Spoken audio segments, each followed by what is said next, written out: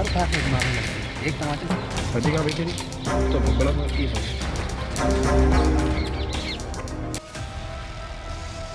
प्रदेश में महिलाओं के खिलाफ अपराध पर पुख्ता एक्शन को लेकर योगी सरकार एक बड़ा फैसला करने जा रही है।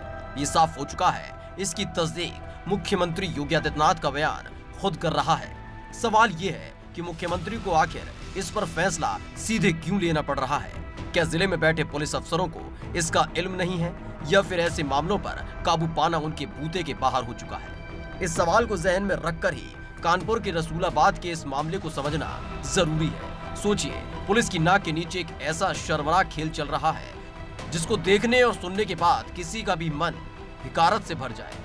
अब तक प्रेमी युगलों की पिटाई के दर्जनों वीडियो देखे होंगे, जिसमें उन्हें कभी खेतों, कभी जंगल में, कभी पार्क में पकड़कर पीटा जाता है। लेकिन कानपुर के रसूलाबाद में इसे बकायदा धंधा बना लिया है।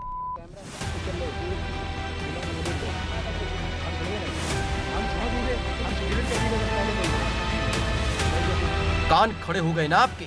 यकीन नहीं हुआ ना आपको? असल में प्रदेश पुलिस सेवा में तैनात एक वरिष्ठ अधिकारी ने तमाम सबूतों के साथ कानपुर पुलिस को एक शिकायत भेजी है, जिसमें कहा गया है गिरोह अकेले में मिलने वाले प्रेमी युगलों को पकड़कर उनसे उगाही करता है, परिवार से शिकायत के नाम पर ब्लैकमेलिंग करता है, खुद को कभी पुलिस कभी पत्रकार बताता है, एंटी रोमियो स्क्वाड या फिर एंटी करप्शन का सदस्य बताता है, युवती का यौन शोषण किया जाता है, उन्हें जिस्म फरोशी के धंधे में उतरने के लिए दबाव डालता है।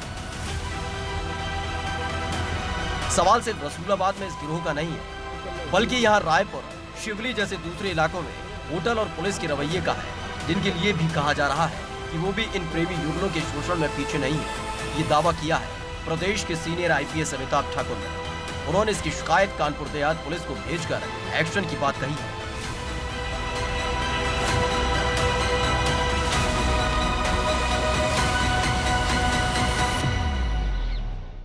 देहात के संबंध में मैंने जो शिकायत भेजी है, उसमें मुख्य बात यह है कि उस इलाके में कुछ लोग एक गैंग बनाकर, जहां अकेले लड़के लड़की आपस में कुछ संबंध बनाते हुए पाए जाएं, उनका वो वीडियोग्राफी करते हैं। उसके बाद उस लड़के लड़की को ब्लैकमेलिंग करना, पैसे लेने का प्रयास करना और साथ ही साथ कई बार लड़की के साथ उनकी संबंध बनाने का प्रयास करना, इस तरह की बातें मेरे संज्ञान में आई हैं। मुझे इस संबंध में 19 वीडियो भी भेजे गए, जिन्हें मैंने SP कानपुर देहात को भेजा है। यह अपने आप में एक गंभीर प्रकरण है। निश्चित रूप से इस मामले में FIR दर्ज किया जाना चाहिए। इसके लिए मैंने SP कानपुर देहात से अनुरोध किया।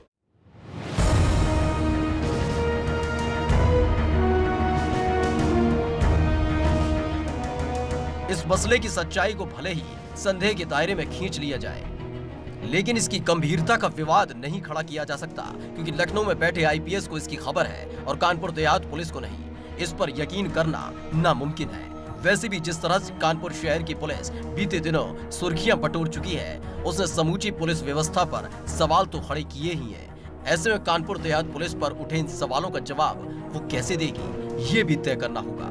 सिर्फ एक अभियुक्त की गिरफ्तारी से या पूरे गिरोह पर नकेल कसकर, जैसा कि मांग सामाजिक कार्यकर्ता और IPS अमिताभ ठाकुर की पत्नी कर रही हैं। महिलाओं के निजी क्षणों के फोटो बनाना, उनके वीडियो बनाना और उसके बाद उसके नाम पे ब्लैकमेल करना अपने आप में एक बहुत ही जघन्य और गंभीर आपराधिक कृत्य है। पुलिस के संज्ञान में जब ये मामला आया है, तो इस पे तुरंत FIR दर्ज करते हुए आवश्यक कार्रवाई किए जाने की जरूरत है, ताकि इस तरीके से ब्लैकमेलिंग की घटना पे अंकुश लग सके। इस मामले की गूंज ने कानपुर देहात पुलिस को जगाया तो है, वो हाथ पांव मारना शुरू भी कर चुकी है। मामले की जांच CO रसूलाबाद से करा रही है, लेकिन इस गिरोह की हिम्मत इतनी कैसे बढ़ गई, इस सवाल का जवाब उसे ढूंढना होगा। अभी इस तरह का एक शिकायती पत्र जो है ईमेल के माध्यम से आया है। इस प्रकरण को संज्ञान में लेके इसकी जांच रसूलाबाद को, CO रसूलाबाद को दी गई है और उसकी प्राथमिक जांच करके इस पे FIR दर्ज करके पता लगाया जाएगा कि इसमें कौन लोग सम्मिलित हैं और उन पर कठोर कार्रवाई की जाएगी। जिले के कप्तान अब जांच के लिए तैयार है, लेकिन सवाल घूमकर फिर वहीं आ जाता है, कितना बड़ा गिरोह पुलिस की नाक के नीचे फल फूल कैसे रहा था? पुलिस की लोकल इंटेलिजेंस यूनिट और दूसरी एजेंसियां कहां थी, या फिर अब तक जानबूझकर आंखें मूंदे हुई थी? अब जांच के नाम पर अपनी गर्दन बचाने की कोशिश की जा रही है। Bureau report, ABP कंका।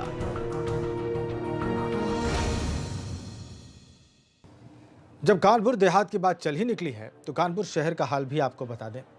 यहाँ भी एक धंधा सुर्खियों में है और वो धंधा है कोरोना की जांच रिपोर्ट का, जिसे मनमाने ढंग से थमाया जा रहा है। यानी नेगेटिव मरीज को पॉजिटिव बताकर उसकी जेब से प्राइवेट हॉस्पिटल में उसकी जेब ढीली कराई जा रही है। हालांकि ये मामला प्रशासन की पकड़ में आ गया है, लिहाजा अब पैथोलॉजी पर कार्रवाई की तैयारी की जा रही है।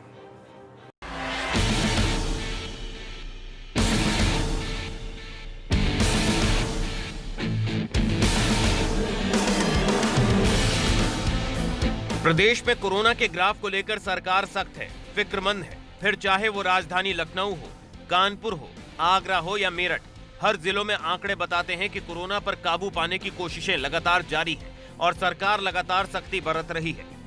उसी सख्ती का असर है कि लखनऊ में बुधवार को डीएम ने न केवल कई प्राइवेट अस्पतालों को नोटिस दिया, बल्कि खुद सरकारी अस्पताल राम मनोहर लोहिया के जिम्मेदार लोगों के साथ बैठक की। यही हाल कानपुर का है।